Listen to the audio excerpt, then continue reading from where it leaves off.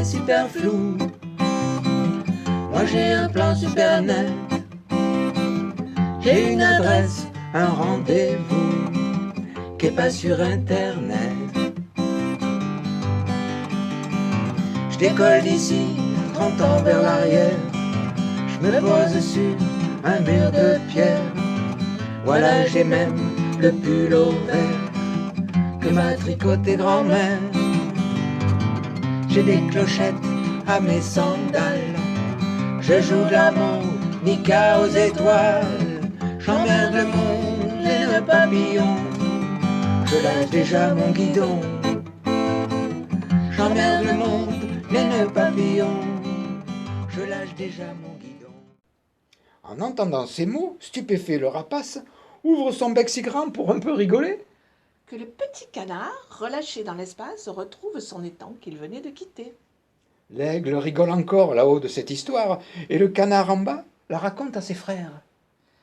La preuve que l'humour chasse le désespoir. Et qu'il n'est de permis rapacé pour en faire. Rapacé. Rapacé.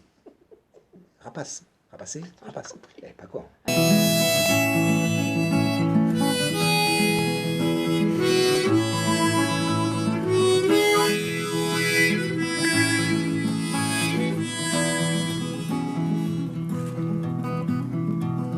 Encore coiffé par l'oreiller, tes yeux reflètent le café. Je t'aime sans le maquillage. Tu es comme un ciel sans nuage.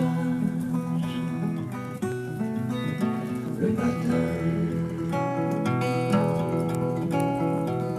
je pose ma tête sur ton épaule. On va nulle part mais on décolle. Et si ce chemin mène à rien, on s'en fout, on se tient la main. Le matin, amour du petit jour.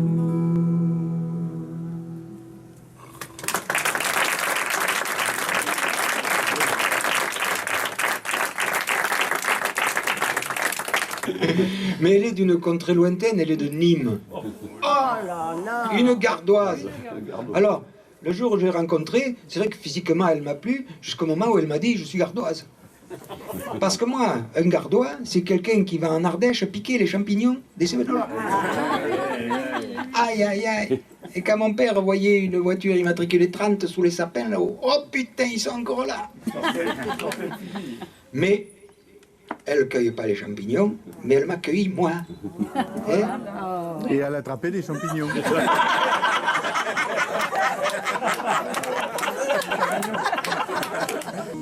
Depuis que vous êtes enfouis sous les bruyères de chez nous, les châtaigniers ont refleuri, mais piquent toujours les verrous. Toutes les roussilles d'ici n'ont plus vraiment le même goût, mais le silence est comme un cri, car il est encore debout. S'ouvre le poing, jaillit la fleur, comme poète, jamais ne meurt. Quand je cherche des fleurs pour cueillir à mamie la nuit, j'y ramasse des orties. Quand je m'aperçois soudain qu'elle pleure pour sécher sa frimousse, c'est un mouchoir trahi par l'affolement de mon bon cœur. Je me trompe de tiroir.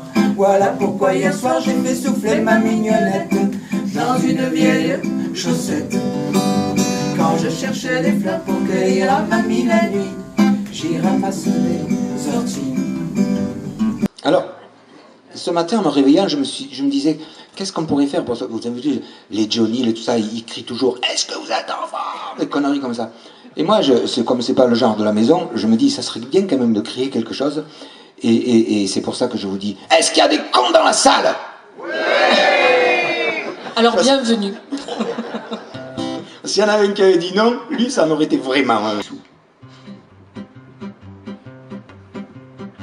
dans ma cabane au chaud, pas besoin d'une alarme. Aujourd'hui dans mon château, il me faut même une arme. Tout l'argent que j'avais, je le cachais dans une cave. J'en ai tellement gagné, maintenant faut s'y cave. Quand on n'a pas de rond, on se fait pas de moron. Mais dès qu'on a 6 sous, on se fait du souci, du souci, du souci. Tout cela pour ceci, les sons là c'est 6 sous. Ah ça c'est vachement dur à dire, mais on y arrive quand même des fois. Je quitte ça parce que... Jotte, on dit jotte. Jotte l'harmonica. Il faut que je raconte un truc. Cette guitare, tout à l'heure ma cousinette elle m'a dit elle est belle ta guitare. Oui elle est belle et elle s'appelle Ovation. C'est ce que vous allez faire tout à l'heure à la fin du spectacle j'imagine. Hein, mais j'ai une histoire à raconter avec cette guitare.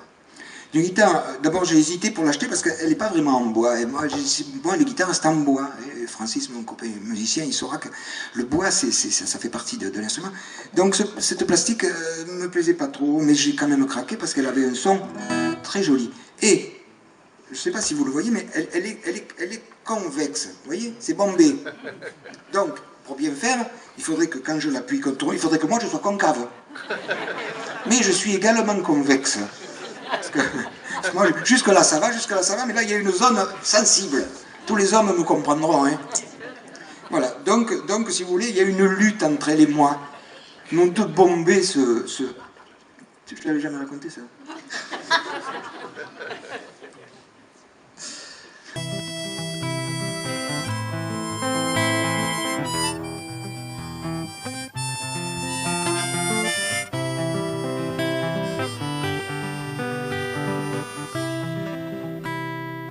Ton encre au reflet soyeux jettera son encre vers mon île bleue. Tes lettres, parfums délicieux, sécheront peut-être toute l'eau de mes yeux.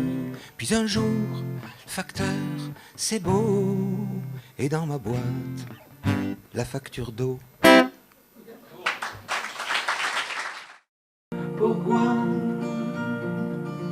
c'est si facile de dire ça, pourquoi c'est difficile de dire je t'aime.